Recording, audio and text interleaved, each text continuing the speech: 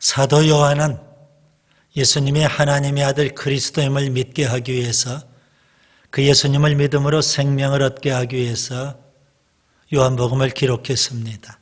따라서 요한복음은 우리에게 믿음과 생명을 주는 책이라고 표현할 수 있습니다. 여러분, 요한복음을 통해서 우리의 믿음이 더 견고할 수 있기를 바랍니다. 우리의 생명이 더 풍성할 수 있기를 바랍니다. 사도 요한은요, 요한복음을 기록할 때 두 가지의 강조점을 두고 기록했습니다. 하나는 예수님께서 행하신 표적들이고, 또 하나는 예수님께서 선언하신 자기 선언들입니다. 7개의 표적들이 있고 7개의 자기 선언들이 있습니다. 여러분, 요한복음을 읽을 때 이 7개의 표적들과 7개의 자기 선언들을 놓치면 안 됩니다. 7개의 표적들은 주로 요한복음 1장부터 12장까지 요한복음 전반부에 다 기록되어 있습니다. 오늘 본문 11절을 보세요. 표적이라는 단어가 나오죠. 거기 각주 1을 보시면 이적이라고 표현되어 있습니다. 주로 공관복음에는 이적, 기적이라고 표현하고 있다면 요한복음에서는 표적이라고 표현하고 있습니다. 여러분, 기적과 표적의 차이점은 뭘까요? 둘 다 초자연적인 현상인데요. 기적은 초자연적인 사건 그 자체에 초점이 맞추어져 있고, 표적은 초자연적인 사건을 일으킨 그분과 그 말씀에 초점이 맞추어져 있습니다. 그래서 사도 요한은 예수님이 행하신 초자연적인 사건만 기록한 것이 아니라 그 사건과 아울러 예수님이 하신 말씀에 관심을 갖고 기록해 주고 있습니다.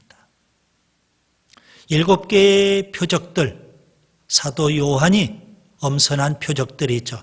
예수님께서 행하신 수많은 표적들 가운데 7개만 엄선해서 기록했습니다.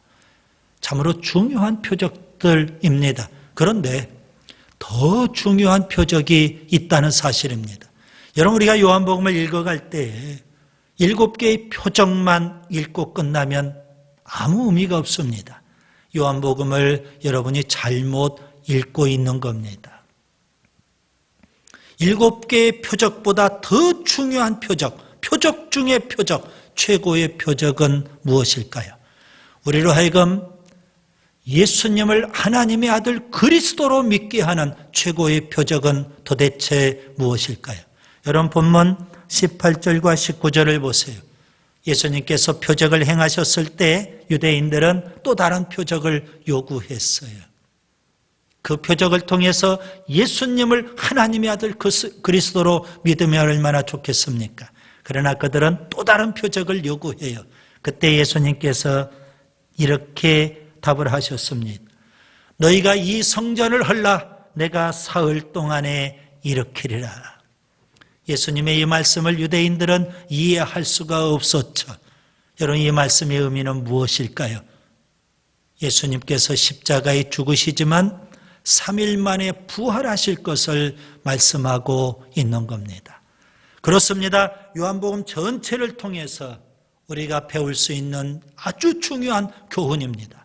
7개의 표적을 통해서 예수님은 하나님의 아들 그리스도임을 우리가 알 수 있을 뿐 아니라 그보다 더 중요한 표적, 십자가의 죽음과 부활, 이것은 최고의 표적입니다. 예수님께서 하나님의 아들 그리스도임을 웅변적으로 증거해 주는 최고의 표적이라는 말씀입니다. 예수님은 어떤 분이실까요? 우리가 지난 시간 요한복음 1장을 통해서 살펴봤습니다. 요한복음 1장에는 3가지 측면에서 예수님에 대해서 말씀하고 있죠. 먼저 요한복음의 저자였던 사도 요한이 예수님에 대해서 선언하신 말씀, 그리고 선구자였던 세례 요한이 예수님에 대해서 증언하신 말씀, 그리고 예수님의 처음 제자들이 예수님에 대해서 고백하신 말씀을 통해서 우리는 예수님이 어떠한 분인지 배웠습니다. 한마디로 표현하면 예수님은 하나님의 아들 그리스도이십니다. 오늘 요한복음 이제 2장입니다. 2장에서 예수님은 세 가지 일을 하셨어요. 세 단락으로 나눌 수 있겠죠. 1절부터 12절까지 첫 번째 단락, 예수님께서 물로 포도주를 만드는 일을 하셨습니다. 두 번째 단락 13절부터 22절까지 예수님은 성전을 청결하게 하는 일을 하셨습니다. 그리고 세 번째 단락 23절부터 25절 예수님은 사람들에게 몸을 의탁하지 않으셨습니다. 이 세 가지 일을 통해서 우리에게 주는 영적 교훈이 있기를 바랍니다. 자, 첫째, 여러분 1절부터 12절을 보세요. 물로 포도주를 만드셨습니다. 예수님은 초청을 받아 가나의 혼인잔치에 참석을 하셨는데요. 예수님이 사셨던 나사렛에서 가나까지는 7km 정도 떨어져 있습니다. 본문에 보니까 예수님의 어머니 마리아가 먼저 혼인잔치집에 가셨고 그런 다음에 예수님과 제자들도 혼인잔치에 참석하셨음을 알 수가 있습니다. 아마도 예수님 집안과 아주 밀접한 관련이 있는 그런 집안의 혼인잔치였을 겁니다. 유대인들의 혼인잔치는 일주일 동안 계속되는데요. 그래서 그들은 미리 음식을 충분히 준비합니다. 그리고 포도주도 충분히 준비합니다. 잔치집이니까. 그래서 일주일 동안 혼인잔치를 열게 되는데 어찌된 일인지 이 가나의 혼인잔치에서는 도중에 포도주가 떨어지는 아주 난감한 일이 벌어지고 말았습니다. 그 사실을 예수님의 어머니 마리아가 먼저 알게 돼요. 그리고 예수님에게 그 상황을 이야기합니다. 포도주가 떨어졌다고. 그때 예수님께서 뭐라고 하셨을까요? 여러분 본문 4절을 보세요. 여자여 나와 무슨 상관이 있나이까? 내 때가 아직 이르지 아니하였나이다. 여러분 예수님께서는 어머니 마리아를 가리켜서 여자여 이렇게 표현하십니다. 그리고 내 때가 이르지 않았습니다. 우리가 이해하기 참 힘든 말씀을 주님께서 하셨어요. 왜 예수님은 어머니 마리아를 여자여 이렇게 표현하시고 내 때가 이르지 않았다 말씀하셨을까요? 예수님은 지금 공생애를 이제 시작하고 계시는 겁니다. 그동안은 어머니 마리아의 아들로 사적인 삶을 사셨어요.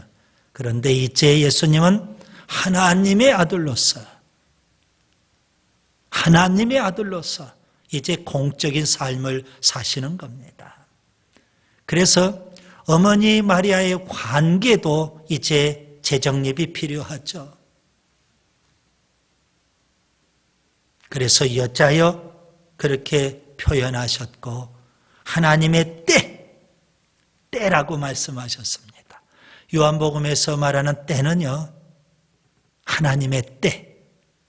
그 때는 곧 예수님이 십자가의 죽음의 때를 가리키는 겁니다.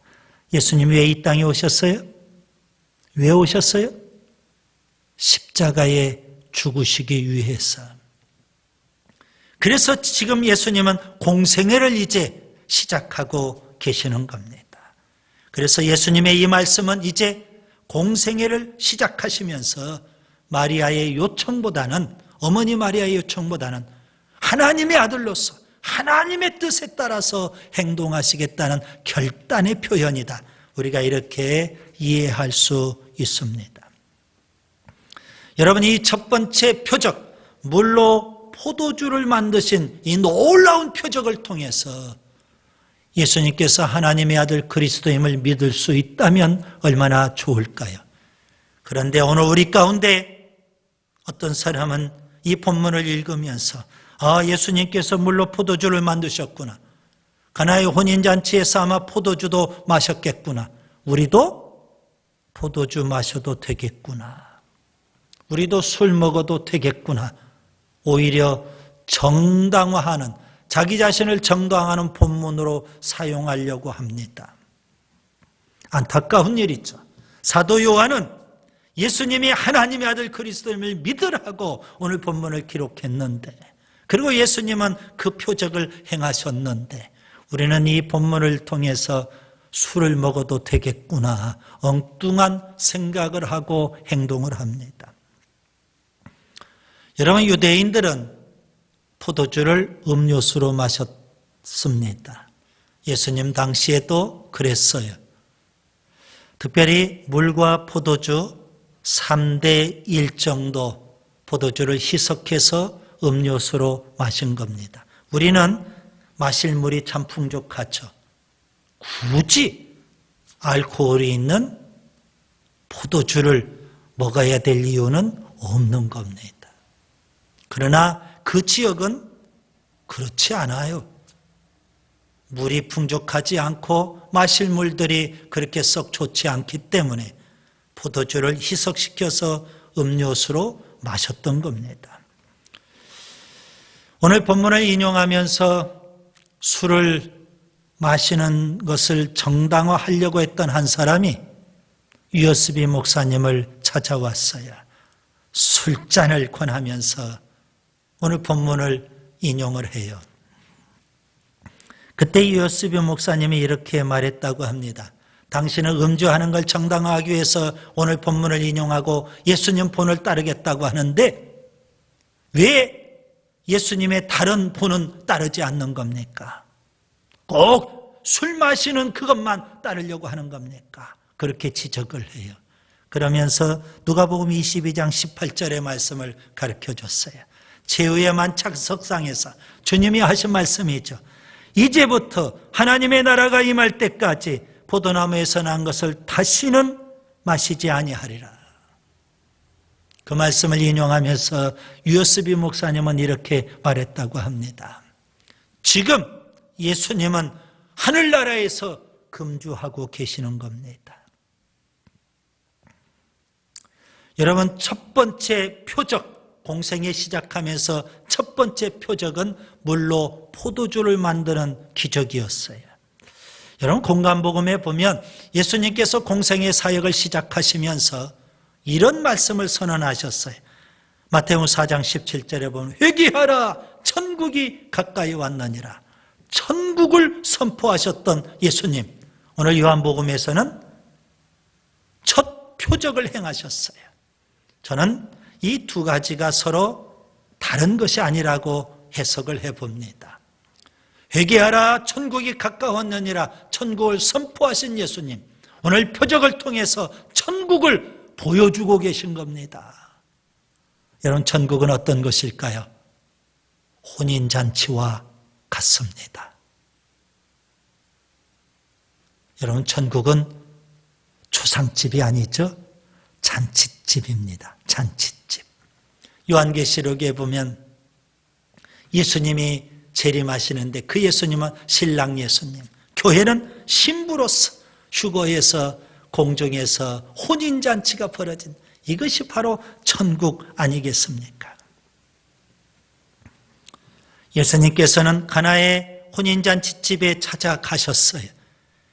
그들의 난감한 상황들을 보시고 그들의 필요를 채워주셨어요.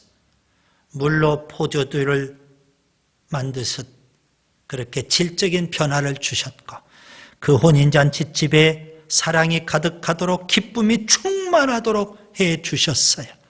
우리에게 주는 영적 교훈이 뭘까요? 예수님이 오셔야 돼요. 어디에요? 어디에 오셔야 될까요? 가정에. 예수님께서 우리의 가정에 오시면 우리의 가정이 변화가 되는 줄 믿습니다. 사랑이 풍성하고 기쁨이 충만한 천국 같은 가정으로 변화가 되는 줄 믿습니다. 그 다음에 두 번째, 본문 13절부터 22절을 보세요. 성전을 청결하게 하셨습니다. 복음서에 보면 예수님께서 성전을 청결하게 하신 사건, 그 사건이 언제 일어난 사건이냐? 약간 시차가 있어요. 오늘 요한복음에 보면 공생의 초기에 성전을 청결하게 하신 사건으로 기록되어 있는데, 마태복음, 마가복음, 누가복음에는 공생의 후기, 예수님께서 십자가 지시기 바로 직전에 성전을 청결하게 하신 사건으로 기록되어 있어요. 그래서 사람들은 이 두 가지 사건을 조화시키려고 노력을 합니다. 그러나 저는 그렇게 해석하지 않습니다. 예수님은 오히려 공생의 초기에도 성전을 청결하게 하셨고 공생의 후기에도 성전을 청결하게 하셨다. 두 번 성전 청결하게 하신 사건이 복음서에 기록되어 있다. 이렇게 해석할 수도 있잖아요. 아무튼 오늘 본문 16절을 보세요. 하나님의 집, 그 하나님의 집이 장사하는 집이 되고 말았던 겁니다. 공생의 초기에 예수님께서는 장사하는 집이라고 표현하셨는데 공생의 후기 성전을 청결하게 하실 때에는 좀 더 심한 말씀을 하셨어요. 누가복음 19장 46절에 보면 강도의 소굴이라고 표현하셨어요. 장사하는 집이 강도의 소굴로 바뀌고 말았던 겁니다. 여러분, 성전이 아주 뿌리 깊은 부패의 온상이 되었던 겁니다.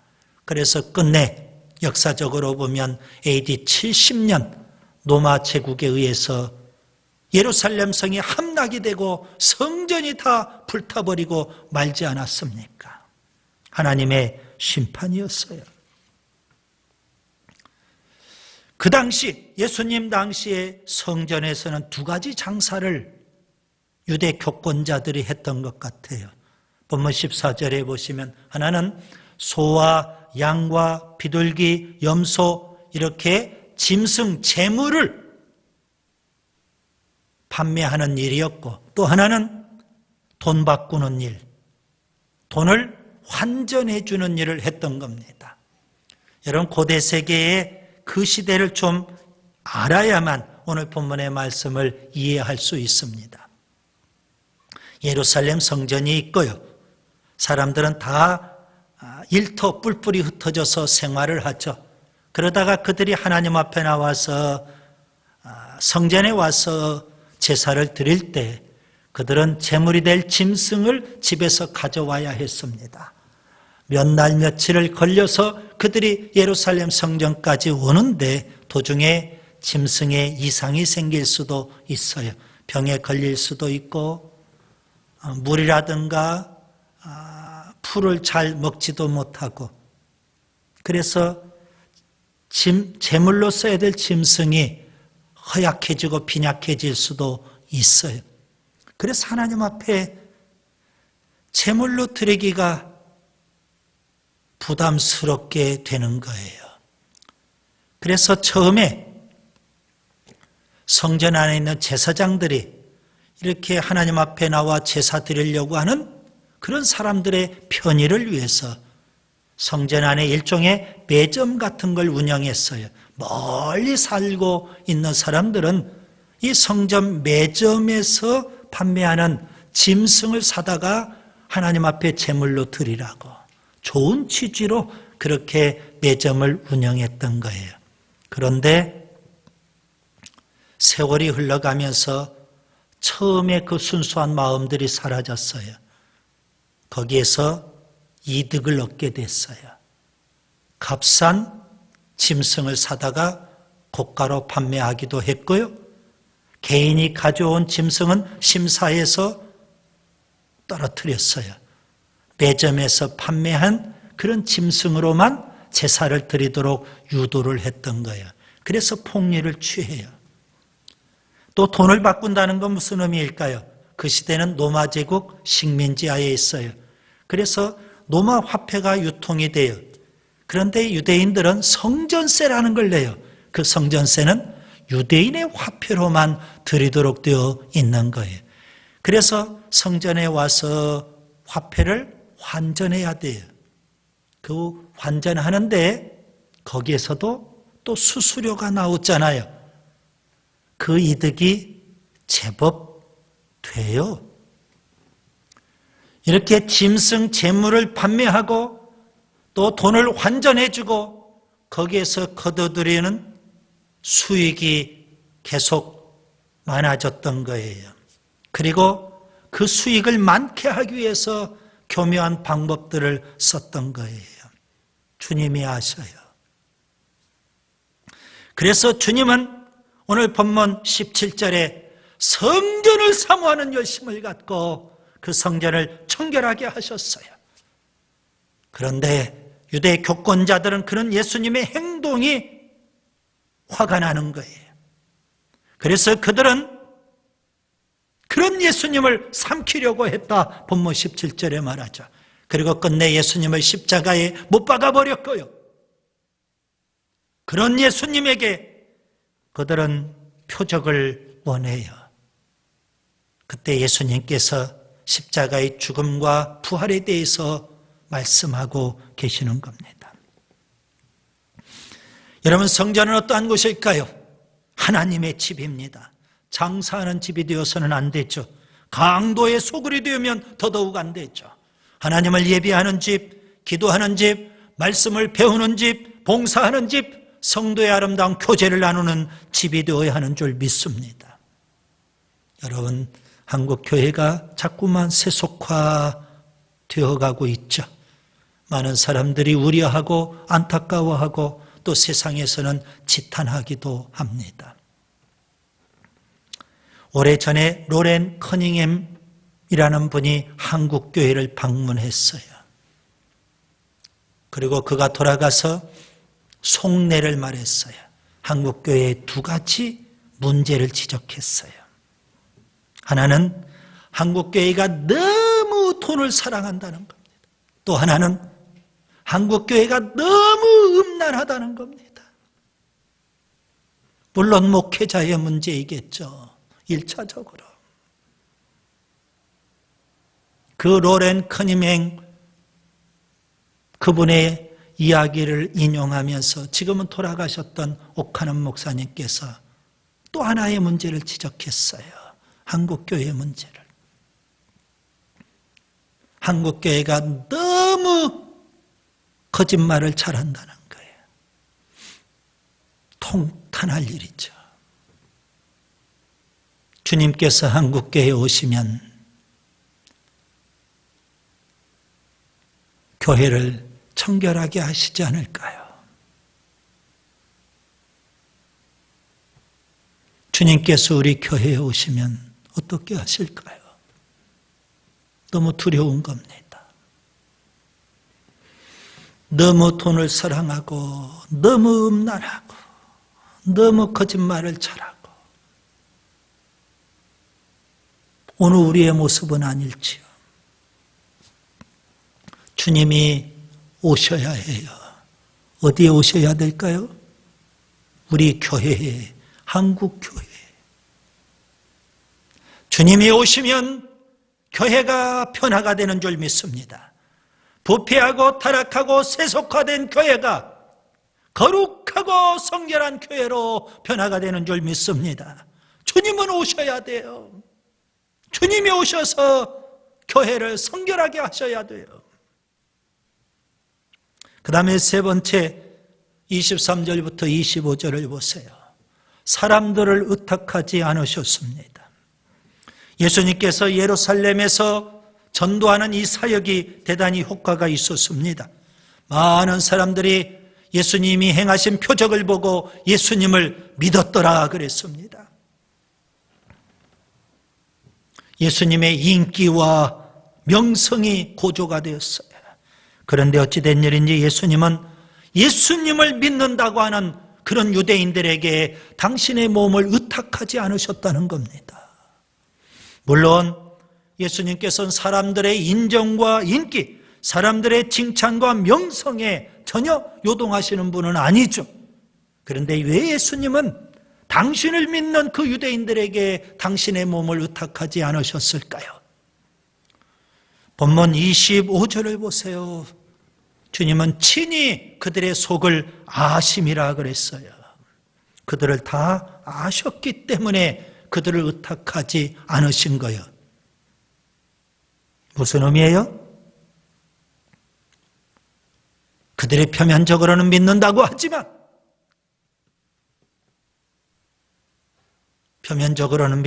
하지만 믿음직스럽지 않다는 겁니다. 너무 변덕을 부린다는 겁니다. 믿을 수 없다는 겁니다. 말로는 믿는다고 하는데 주님이 믿을 수 없다는 거예요. 사람들이 그래요. 여러분, 요한복음 6장에 보면 오병이의 표적이 나옵니다. 주님께서 보리떡 5개와 물고기 2마리로 5,000명을 먹이신 엄청난 기적을 베푸셨어요. 그 기적을 체험했던 5,000명의 사람들이 열광을 합니다. 그리고 예수님에게 달려와서 예수님을 임금 삼으려고까지 했어요. 그렇게 열광하는 그들에게 예수님께서는 설교를 하십니다. 생명의 떡이라는 주제로 설교를 하셔요. 그런데 그렇게 열광했던 그들이 다 예수님을 버리고 떠나가 버렸어요. 한순간에. 그때 예수님은 제자들을 바라보면서 너희도 가려느냐? 그렇게 열광했던 그들이 다 사라져 버렸어. 그게 사람이에요. 그게 우리예요. 요한복음 11장에 보면 죽은 지 나흘이나 됐던 나사로를 주님께서 살려내셨어요. 죽은 자를 살려내셨다고요. 어마어마한 기적이죠. 그 소식을 들었던 유대인들이 환호를 했어요. 종려나무 가지를 흔들면서 호산나 다윗의 자손이여 찬송하리로다. 그렇게 열광을 했어요. 그런데 딱 5일 지나고 나서 예수님에 대해서 그렇게 열광하고 환호했던 그들이 외쳤습니다. 바라바는 살리고 예수는 십자가에 못 박으라고. 빌라도 총독 앞에 그렇게 외쳤던 겁니다. 끝내 예수님은 십자가에 죽으시고 말았죠. 그게 바로 사람들이에요. 그게 우리예요. 믿을 수 없다는 거예요. 여러분 본문을 자세히 보세요. 23절에 보니까 예수님을 믿는다 그랬어요. 그런데 예수님은 그들을 의탁하지 않으셨다 그랬어요. 주님이 원하시는 게 뭘까요? 입술로만 믿는다는 고백일까요? 표면적인 믿음일까요? 아닙니다. 주님께서 진정으로 원하시는 것은 내면의 변화, 진정한 회심. 그래서 오늘 요한복음 2장 다음에 3장에 넘어가면 예수님은 니고데모와 대화를 통해서 거듭남에 대해서 말씀을 하십니다. 거듭나야 돼요. 진정한 회심이 있어야 돼요. 주님이 오셔야 돼요. 어디에 오셔야 될까요? 우리 심령에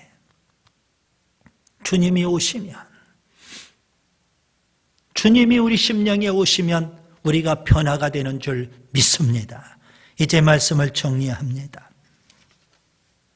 예수님이 임하시면 반드시 변화가 일어납니다.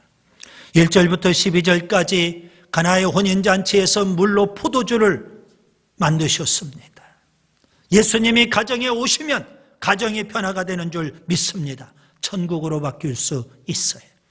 13절부터 22절 성전을 청결하게 하셨습니다. 예수님이 오시면, 교회에 오시면 세속화된 교회, 부패하고 타락한 교회가 거룩하고 성결한 교회로 변화가 되는 줄 믿습니다. 23절부터 25절 세 번째, 예수님 믿는다고 하는 유대인들에게 의탁하지 않으셨습니다. 표면적인 믿음이 중요한 것이 아니라 예수님이 우리 심령에 오셔야만 우리가 진정으로 회심하고 진정으로 내면의 변화가 일어나고 거듭난 새 사람이, 거듭난 성도가 되는 줄 믿습니다. 예수님을 통해 가정이 변화되고 교회가 변화되고 우리 각 개인이 변화되는 역사가 있기를 바랍니다.